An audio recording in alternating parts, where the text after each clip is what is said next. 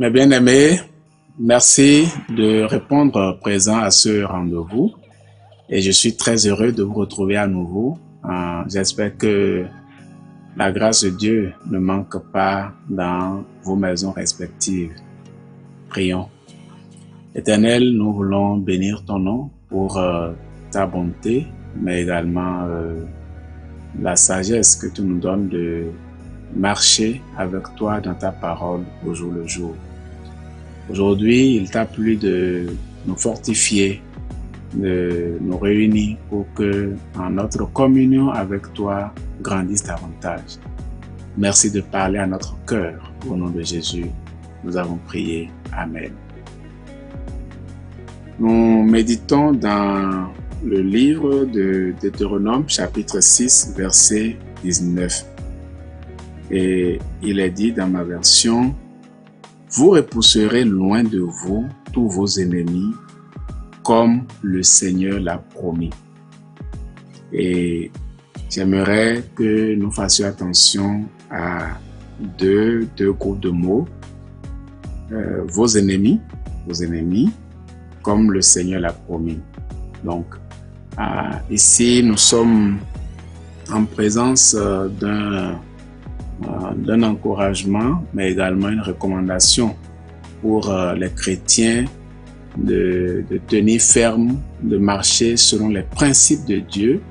Et je prie le Seigneur que ce partage soit une bénédiction pour quelqu'un en ce moment. Nous intitulons le thème de notre méditation « Debout contre tout ».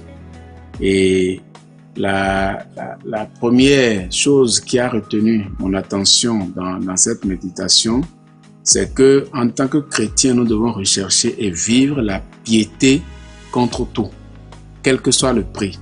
Et nous lisons dans Exode 23, verset 30. « Je chasserai ces peuples devant vous petit à petit, quand vous deviendrez plus nombreux et quand vous occuperez le pays. » La vie chrétienne est un cheminement de plusieurs étapes. Et ce cheminement existe parce que autour du chrétien, il y a un ensemble de choses qui l'éprouvent, qui lui donnent des occasions de compter sur le Seigneur et d'avancer. Et donc, l'engagement à vivre la vie chrétienne doit demeurer efficace et sans équivoque à n'importe quel moment. Et c'est ce que nous voyons avec ce verset. Et cela consiste à se déconnecter complètement du monde et à se reconnecter à Dieu par la repentance, la foi, le pardon et la grâce. C'est important de savoir par quel chemin nous avons pris pour arriver au Seigneur. Et ce chemin demande un travail de déconnexion totale du monde et de ses attraits et de tout ce qu'il contient pour retourner vers le Seigneur dans une attitude d'humilité, dans une attitude de foi, de reconnaissance et de grâce. Et ce n'est qu'en faisant cela que nous pouvons rechercher et vivre la piété contre tout. Et en tant que chrétiens, nous devons garder continuellement notre dépendance à Dieu pour vivre l'espace qu'il nous donne, l'espace de piété qu'il nous donne à sa gloire.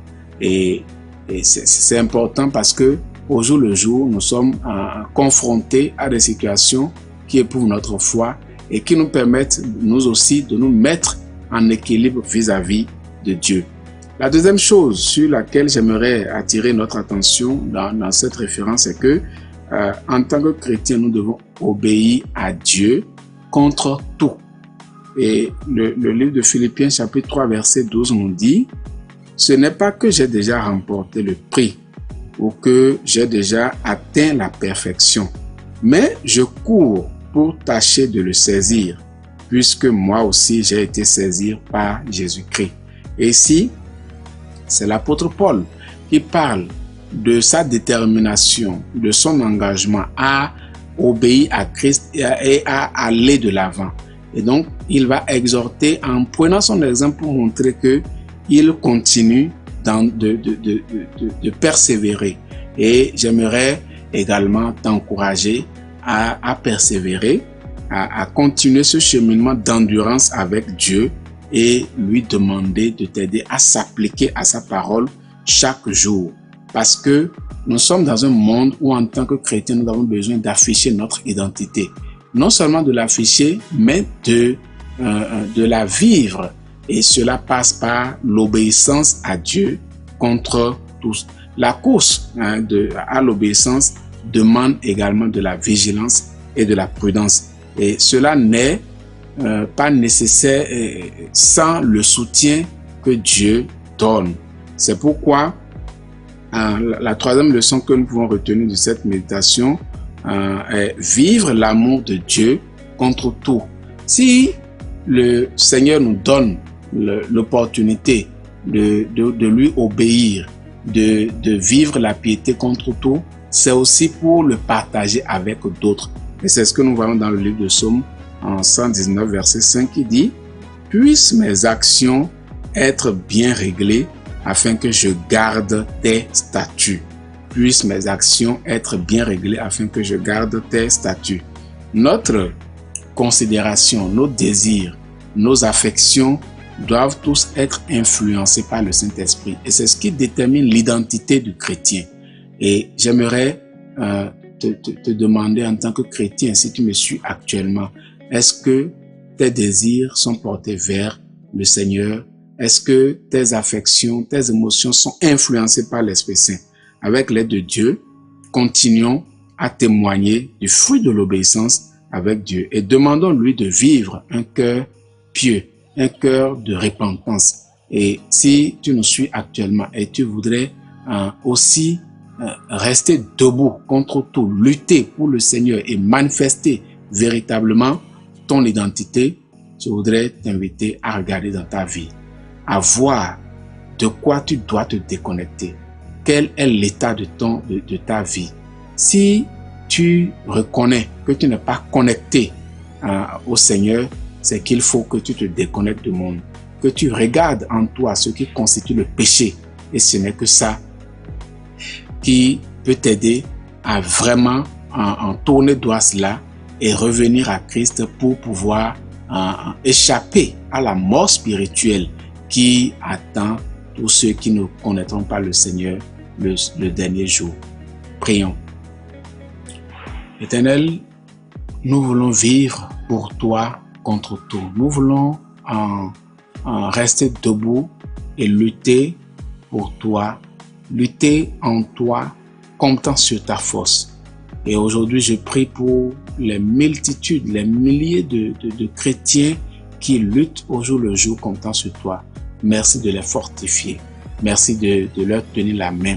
Merci de les conduire dans le couloir que tu as tracé pour eux. Et ceux qui aujourd'hui désirent en faire le pas vers toi, ouvre leurs yeux sur le péché, ouvre leurs yeux sur leur égoïsme afin qu'ils s'en détachent complètement pour se confier à toi. Merci de nous exaucer. Au nom de Jésus, nous avons prié. Amen.